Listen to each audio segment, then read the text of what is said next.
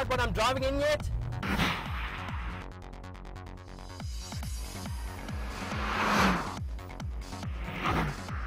Any guesses? Got it? Yes? No?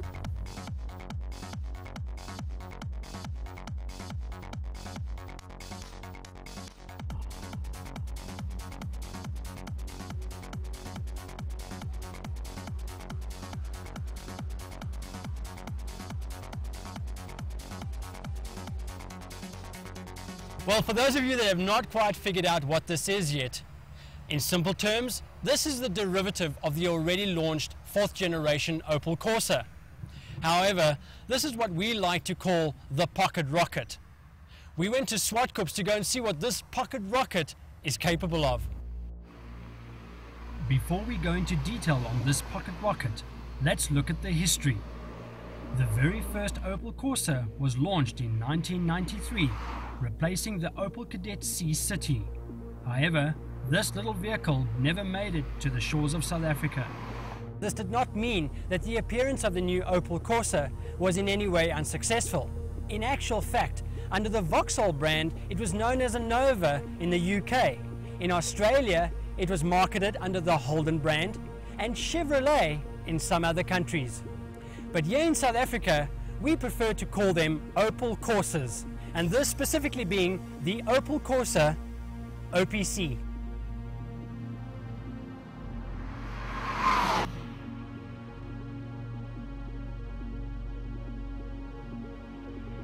The new generation Opel Corsa is built in Zaragoza, Spain, the birthplace of the first Opel Corsa.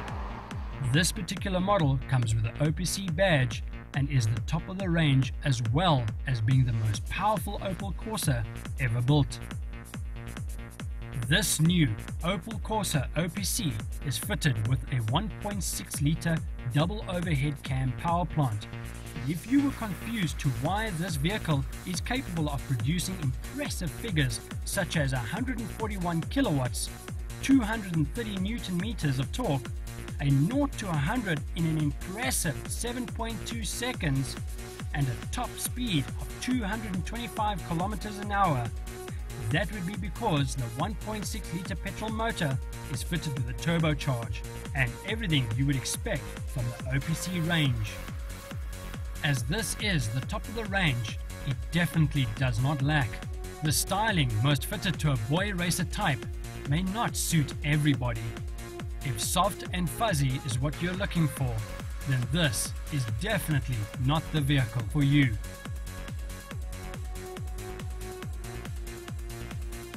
I must say that the guys at Opel really went into a lot of detail when they designed this particular vehicle, ensuring that the styling coincided with its performance.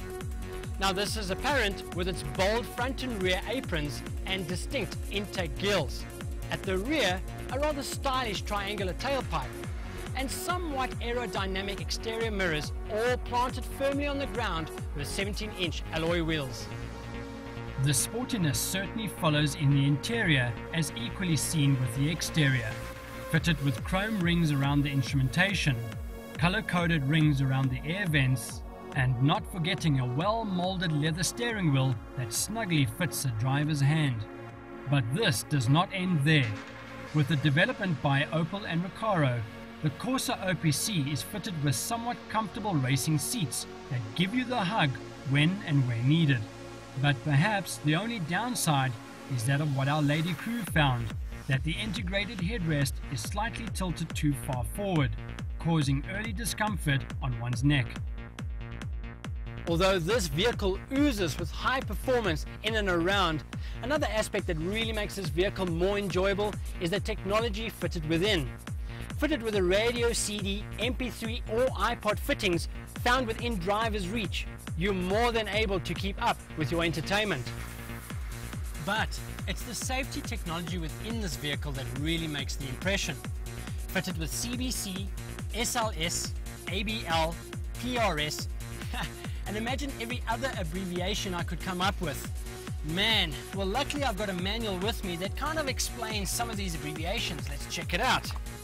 Well, CBC is core-ring brake control, SLS is straight line stability, ABL adaptive brake light, and PRS is pedal release system.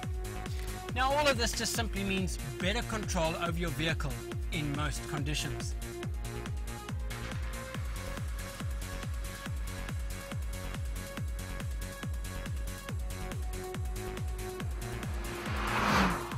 Some impressions on how this vehicle handles?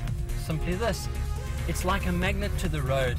It's fitted with a rather stiff suspension, so I think on those long distant drives it may take a bit of toll on the back. But for a go-kart sort of sport feel, you're certainly going to get it in this vehicle.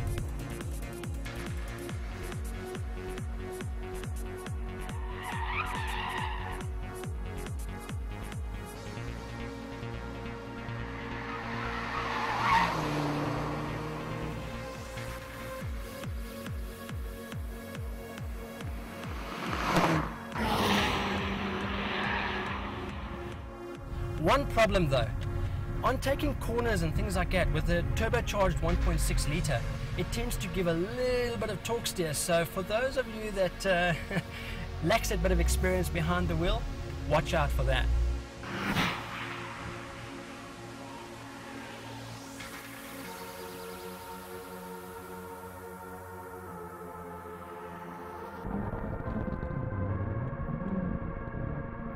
If you're the enthusiast that enjoys the sportiness from start to finish, then this is for you.